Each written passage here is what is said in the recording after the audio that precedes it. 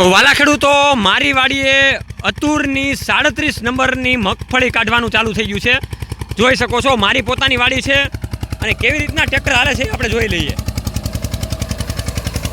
આ વિડિયાને તમે છેલ્લે સુધી જોજો, જેથી કરીને આ મગફળીમાં ફાલ કેવો બેઠો છે, આ મગફળીમાં કેવા ફાયદા થયા છે એની તમામ માહિતી આપણે મેળવી લઈએ. તો વાલા ખેડૂતો, અત્યારે તમે જે રીતના જોયું એ રીતના મગફળીના મોસમની સિઝન ફૂલ ચાલુ થઈ ગઈ છે. મેનેમાં વાત કરીએ તો અત્યારે દિવાળીનો સમય ચાલી રહ્યો છે. તો સૌ પ્રથમ અગાઉથી સૌ ખેડૂત પુત્રોને દિવાળીની હાર્દિક શુભકામનાઓ, નવા બેસતા વર્ષની પણ શુભકામનાઓ. હવે જ્યારે આપણે મગફળી ઉપાડવાની મોસમ ચાલુ થાય છે ત્યારે ખેડૂતોને માણસો નથી મળતા, વાત કરીએ તો બીજી થેસરવાળા નથી મળતા, પણ આજ નહીં તો કાલે આપણી મગફળી ઉપડી જવાની છે. તો અત્યારે મારી જ વાડીમાં 37 નંબરની મગફળીનું વાવેતર કરેલું છે. આ મારા દાદા છે, એનું નામ છે ભૂપતભાઈ રાસડિયા.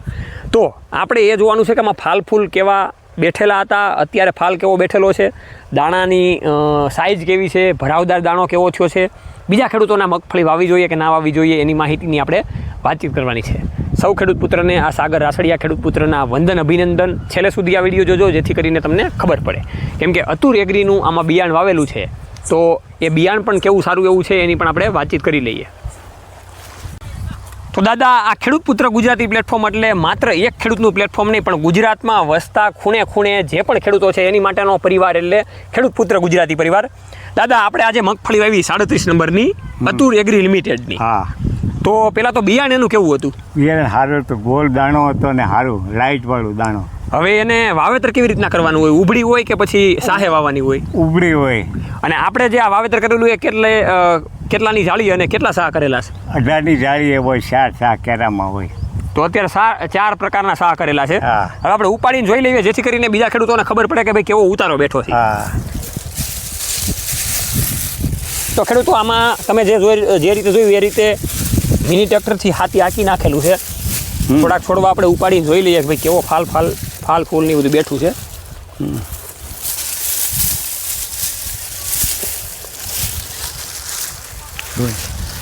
તો આ રીતનો ફાલ બેઠો છે, તમે જોઈ શકો છો. અત્યારે ગારો વધારે છે એટલે તમને દેખાડવામાં થોડીક મુશ્કેલી પડશે, પણ તમે જોઈ શકો છો ફાલ રૂમે ઝૂમે છે, અતુર એગ્રીનો છે. હવે એક પોપટો ફોલીને પણ આપણે જોઈએ જેથી કરીને આપણે દાણો કેવો ભરાવદાર છે એની પણ ખબર પડે. રેડી દાદા? ગોળ દાણો છે એવો. આમાં રોગ પ્રતિકારક શક્તિ કેવી છે? બીજા કરતાં સારી છે. બીજી માંડવી કરતાં સારી છે. તમને કેવું લાગ્યું? આ પોર વાવવી પડે. પછી મેં બધાય કીધા હતા એ ખાતર નાખ્યા હતા આમાં? હા, નાખ્યા બધાય.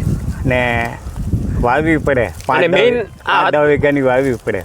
અતુરવાળાના બિયારણ ઘણા બધા ખેડૂતો વાવે છે. તો જે ખેડૂતો નથી વાવતા એને વાવવું જોઈએ કે ના વાવવું જોઈએ? વાવવું જોઈએ બધાને.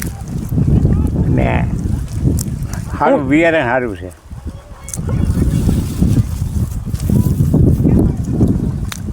તો ખેડૂતો, આવી રીતના ભરાવદાર પોપટા થાય છે, તમે જોઈ રહ્યા છો. હા. ગુલાબી કલરના દાણા છે, એક્સપોર્ટ ક્વોલિટીના દાણા છે અતુર એગ્રીના. જો આ પ્રમાણેના દાણાની ક્વોલિટી એની છે. એવી છે.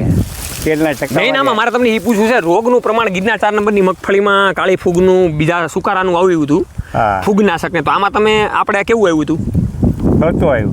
ઓકે ખેડૂતો, હું પણ અહીંયા વાડીએ અવારનવાર અઠવાડિયે 2 અઠવાડિયે 15 દિવસે આટો મારતો હોઉં છું. તો એવું એક પણ પ્રકારનું આવ્યું નથી. શું કહો છો? દવાનો છંટકાવ? દવાના છંટકાવ કર્યા કરતા હોય એમ.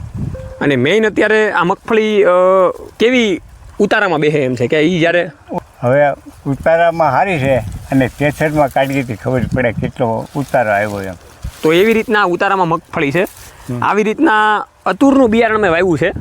અને જ્યારે ખેડૂતોને અમે જ્યારે બતાવીએ છીએ ત્યારે પોતે પોતાની વાડીમાં બિયારણ વાવીએ છીએ, કેવું થાય એ જ પછી એની માહિતી આપણે આપતા હોઈએ છીએ અને એના વખાણ આપણે કરતા હોઈએ છીએ. કેમ કે જે સારી વસ્તુ છે એ સારી જ છે, નથી એ નથી.